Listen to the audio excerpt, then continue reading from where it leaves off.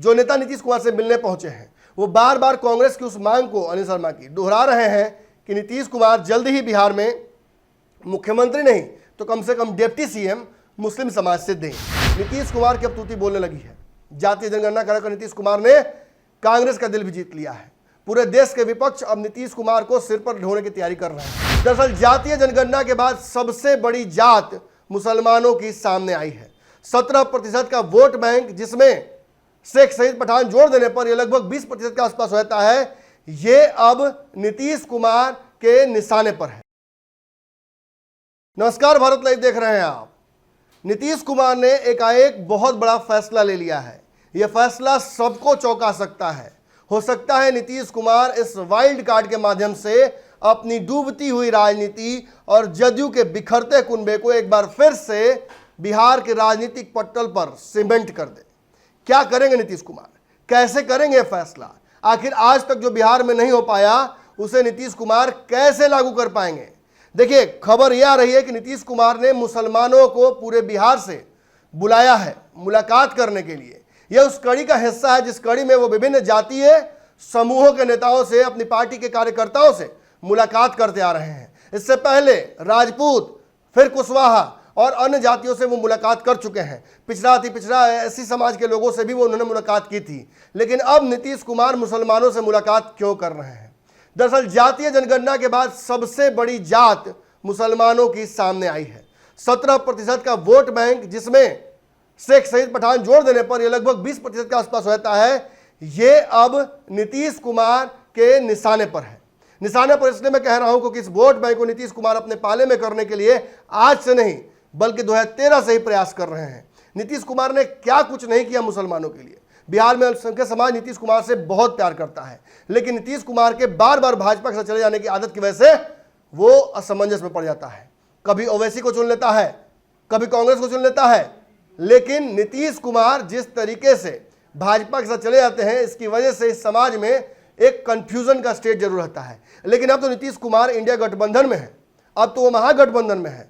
अब तो भाजपा को उनकी हैसियत याद दिलाने की तैयारी कर रहे हैं। ऐसे में मुसलमानों का प्रेम नीतीश के प्रति क्यों न छलके। देखिए, पूरे प्रदेश में और बिहार के आसपास के इलाकों में नीतीश कुमार की अब तूती बोलने लगी है।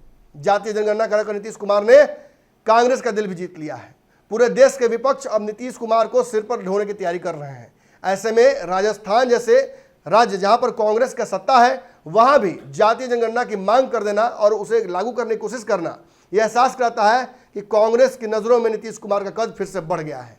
और कल ही जो नक्सलवाद को लेकर एक बड़ी बैठक हुई थी केंद्र सरकार की, उसमें नीतीश कुमार का नहीं जाना कहीं ना कहीं इशारा इस बात का है कि वो इंडिया गठबंधन के प्रति प्रतिबद्ध है, कुछ शर्तों के साथ। अब उन शर्तों पर कांग्रेस अपने तरीके से तैयारी करेगी।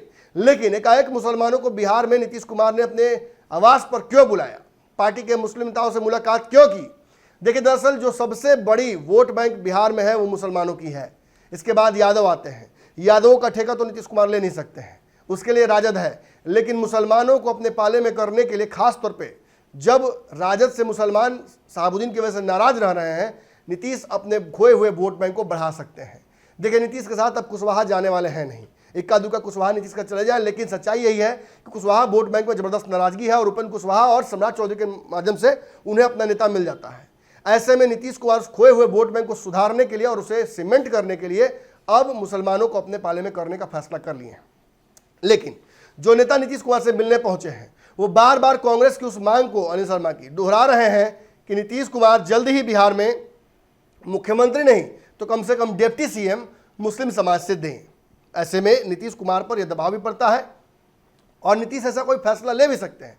कई दिनों से लगातार आप सुन रहे होंगे कि नीतीश कोई बड़ा फैसला ले सकते हैं, नीतीश कुछ ऐसा कर सकते हैं जो सबको चौंका देगा। तो खबर आ रही है कि नीतीश कुमार इस मामले पर अब चर्चा करने की तैयारी कर रहे हैं। जल्द ही हो सकता है कि कैबिनेट की बैठक में नीतीश कुमार इस बात पर चर्चा करें कि बिहार में एक और उप मुख्यमंत्री मुस्लिम समाज से दिया जाए। ऐसे में तेजस्वी यादव को तो झटका लगता ही है, साथ साथ मुस्लिम समाज को एक जबरदस्त उनकी लॉटरी लगती है। यदि बिहार में मुस्लिम समाज के उप मुख्यमंत्री को जगह दे देते हैं नीतीश कुमार, तो ये एक बहुत बड़ी नाज़ीर हो जाएगी पूरे देश में और इससे भाजपा को रोकने में और इस मुस्लिम वोट बैंक को इंटैक्ट करने में नीतीश कुमार का एक जो थ्योरम होगा वो पूरे देश में लागू हो सकता है। हमारी नज़र लगातार इस खबर पर रहेगी। आपकी नज़र भारत लाइव पर होनी चाहिए। धन्यवाद। अगर ये वीडियो पसंद आई और वह बिहार के राजनीति और बिहारियत से सरोकार रखेनी तो सब्सक्राइब बटन दबा के चैनल के सब्सक्राइब कर ली। ओजे एगो घंटी बा, ओकरा बटन दबा देला से कुल सटीक और मारक खबर रुआ मुफ्त में मिल जाई। अगर रुआ पत्रकारिता के हमनी के नया प्रयोग में सहयोग कर चाहतानी तो ज्वाइन बटन दबा दी। पेटीएम नंबर नोट कर ली 9386816700। धन्यवाद।